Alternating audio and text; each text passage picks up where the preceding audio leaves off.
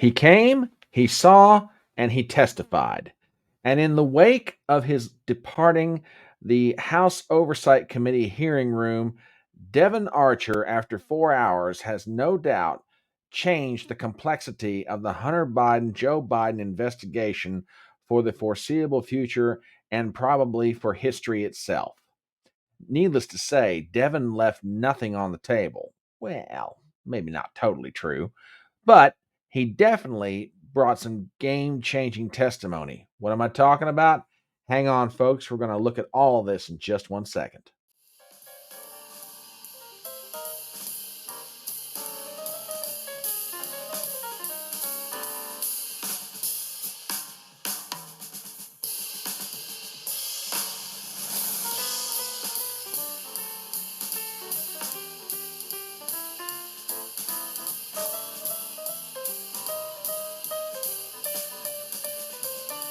My name is Brian Trippett. I am your front porch conservative. Step on up to my electronic front porch and let's talk.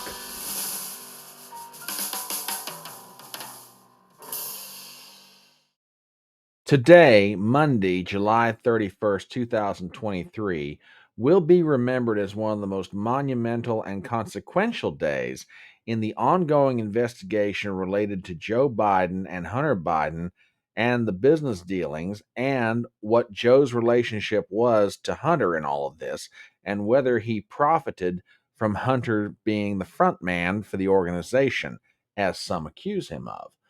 But before we get into Devon Archer's testimony, I want to play a montage of statements by Joe Biden during, before and during the campaign of 2020, which specifies exactly what his position was and is regarding Hunter and his business partners and what interactions he may have had with them along the way. So, folks, take a listen to this.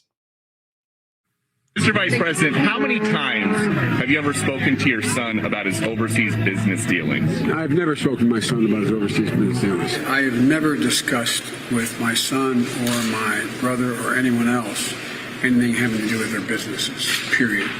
And what I will do is the same thing we did in our administration. There will be an absolute wall between personal and private and the government. Do you stand by your statement that you did not discuss any of your son's overseas business dealings? Yes, I stand by that statement. I did not know he was on the board of that company. I've never discussed my business or their business, my sons or daughters. I never discussed a single thing with my son about anything having to do with Ukraine.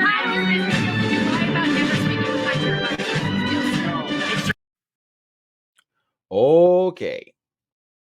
Now, I'll give Joe this. He has been absolutely consistent up to this point. He claims he's never spoken with his son about business dealings, never spoken with business partners, never done anything like that. He's been saying this for the better part of now 4 years. Well, he might have been able to get away with it until today. Ladies and gentlemen, I take you to the New York Post. Headline: My guy, Hunter Biden partner Devon Archer says Joe Biden was on calls with foreign patrons for the brand. Article written by Stephen Nelson. Former Hunter Biden business partner Devon Archer told Congress Monday that Hunter referred to President Biden as, quote, my guy, while connecting his dad to foreign associates nearly 24 times as Republicans move closer to starting an impeachment inquiry.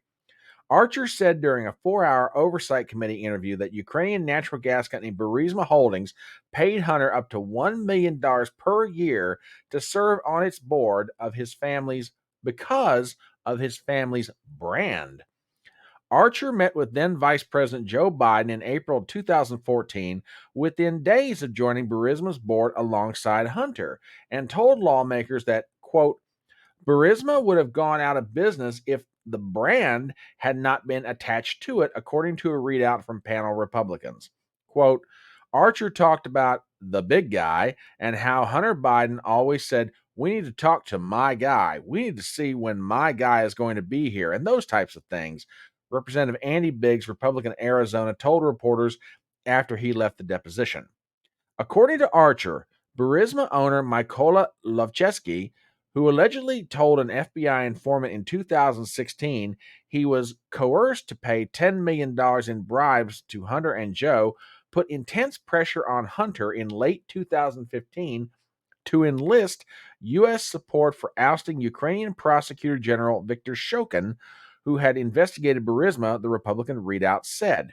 At one point, Hunter Biden, Lochesky, and Burisma executive Vadim Podarsky stepped away and, quote, called D.C. about the issue, Archer said. This raises concerns that Hunter Biden was in violation of the Foreign Agents Registration Act, GOP majority on the Oversight Committee tweeted. Archer also said Hunter Biden, whose probation-only plea deal for tax fraud linked to his foreign income and unrelated gun charge collapsed last week, put his father on speakerphone more than 20 times during business meetings to promote, quote, the brand.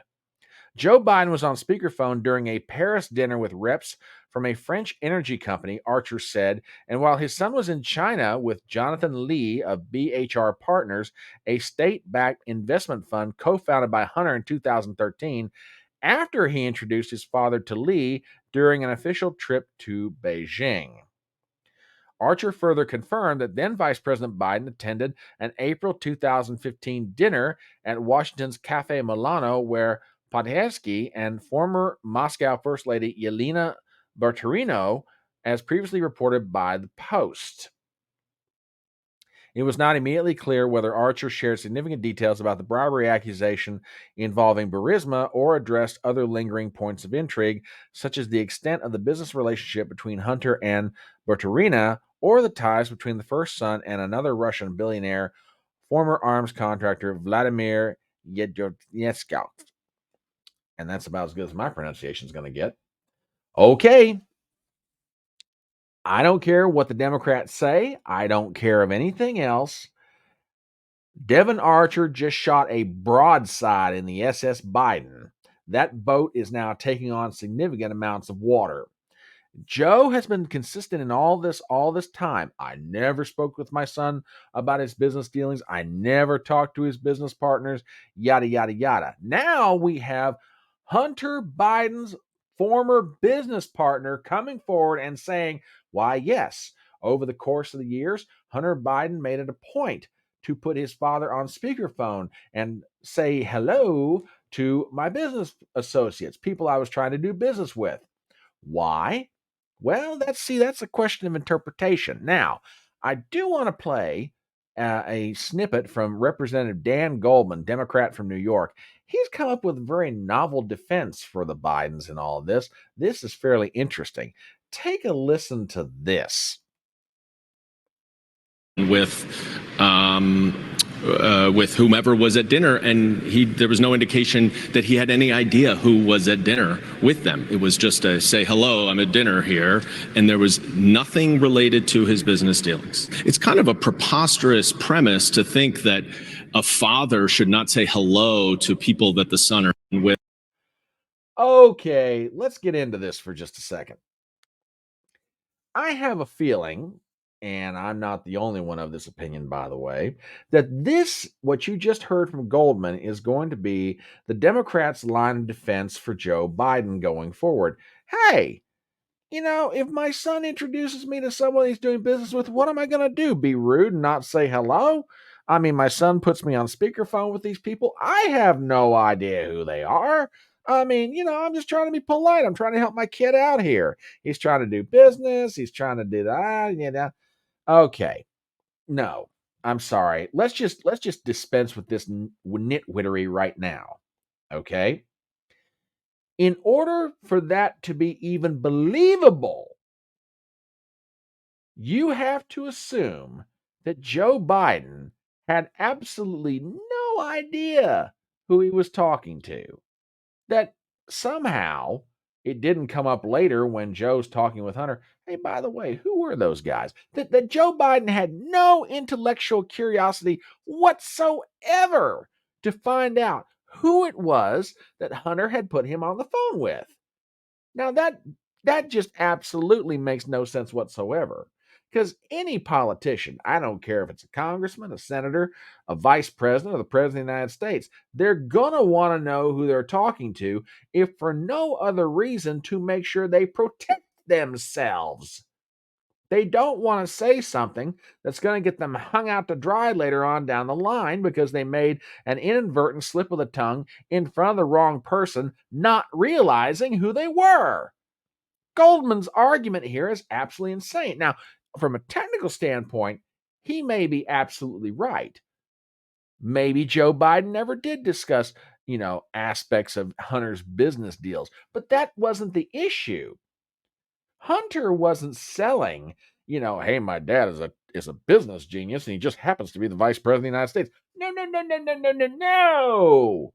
That's not what Hunter was selling. That's not what Joe was, shall we say, quietly implying. No, Hunter was selling the access. Hunter wanted his business partners to know, hey, we're the Bidens. We get stuff done. I got the big guy over here. He can take care of anything for you. Hey, I can even get him on the phone right now. Let's do it. Hey, Dad, I got some guys here who want to talk to you. Speakerphone button. This is Joe Biden. That's what's being sold here. It's the access. Now, there is one interesting part to that New York Post article, and I want to get to it right now. Give me just 1 second to pull this up. There is one thing that Devon Archer confirmed in his testimony in front of the House Oversight Committee, and it's this. Let me pull it back up here. According to Archer, Burisma owner Mykola Lovchesky, who allegedly told an FBI informant in 2016 he was coerced to pay $10 million in bribes to Hunter and Joe, put intense pressure on Hunter in late 2015 to enlist U.S. support for ousting Ukrainian Prosecutor General Viktor Shokin, who had investigated Burisma, the Republican readout said. Now, listen to this.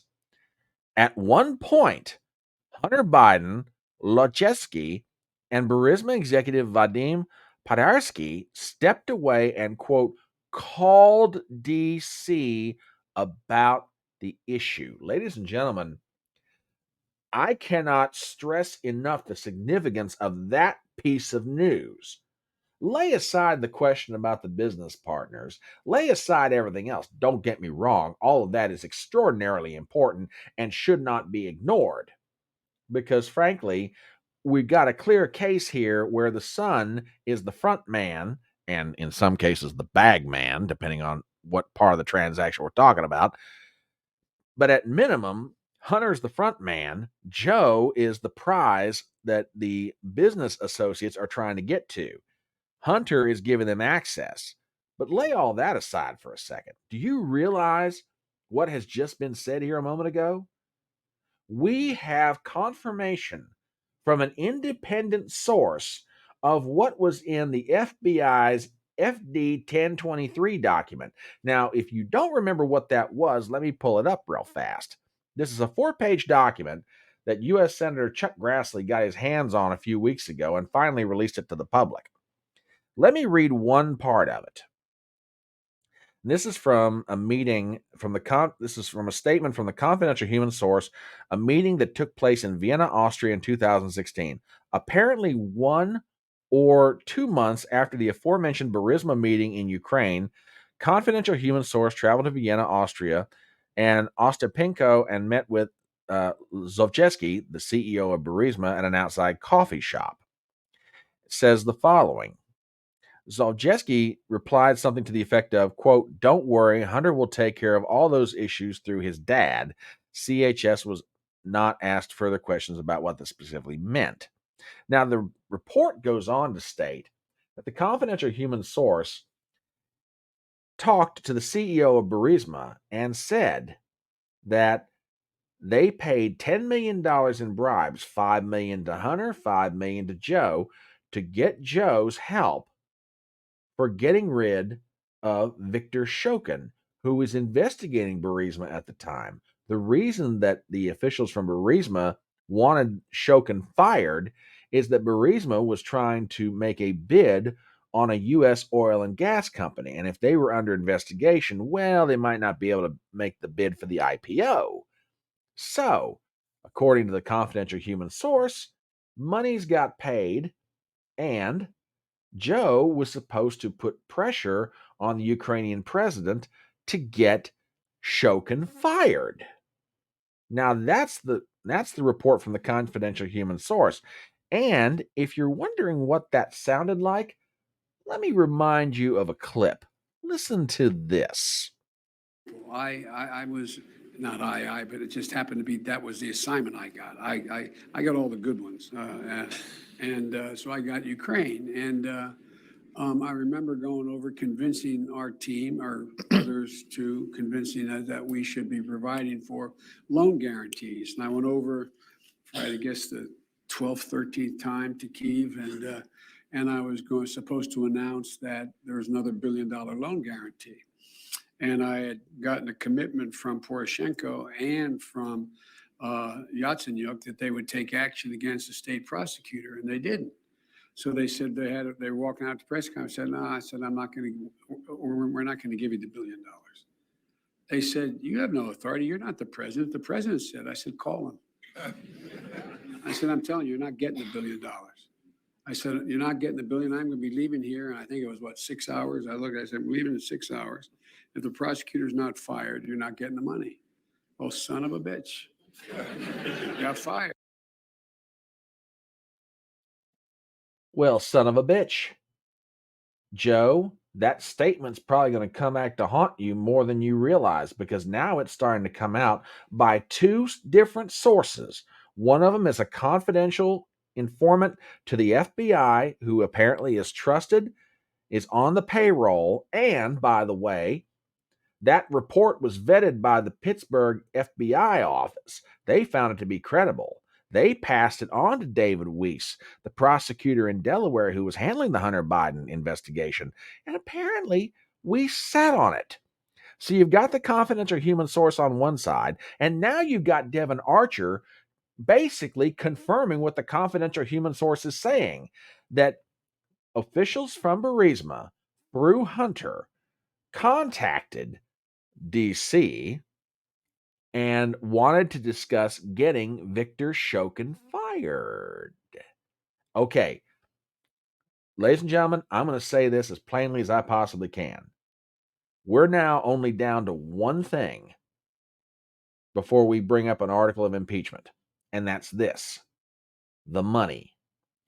If House Republicans can demonstrate that $5 million that was talked about by the confidential human source went from the officials at Burisma through that labyrinth of LLCs and corporations that the Biden family has set up and wound up in an account owned and belonging to Joe Biden, then, ladies and gentlemen, we have a clear-cut case of bribery. There's no getting around it. There's no sugarcoating it. There's no spin doctoring it by the Democrats. It's there for God and the world to see. And what ought to happen next, in my opinion, and I think in the opinion of many Americans, is that an article of impeachment be brought up against President Biden on the grounds he committed an act of bribery. So, people who are trying to dismiss Devon Archer's testimony today and saying it wasn't consequential, hogwash. Devon Archer just blew the doors wide open on this thing, and it's just one more nail in the casket. Now, how it's going to turn out, who knows? But I will say this. This, to me, ratchets up the pressure on the Democrats because they now have to make a very nasty decision, and that is, can they afford to keep supporting Joe Biden in the face of overwhelming evidence of wrongdoing, knowing full good and well that they are about a little over 15 to 16 months away from a general election where he's in serious trouble in a rematch against Donald Trump? Do you stay and support him, or do you find a way to push him out? More that comes out about this, it might give the Democrats the incentive to get him to announce that he's not going to run for re-election. But that's what I think about it. What do you think? As we start to wrap this up, please do me some favors as always. Number one, if you are not a subscriber to the channel, please do so. Number two, please leave a comment below. Number three, hit the bell for notifications. I want to make sure you're always aware when new videos are coming out. And number four, please give me a thumbs up on the video. And finally, please share the video around. I'll take all the help I can get. My name is Brian Trippett. I am your front porch conservative, and I'll see you next time.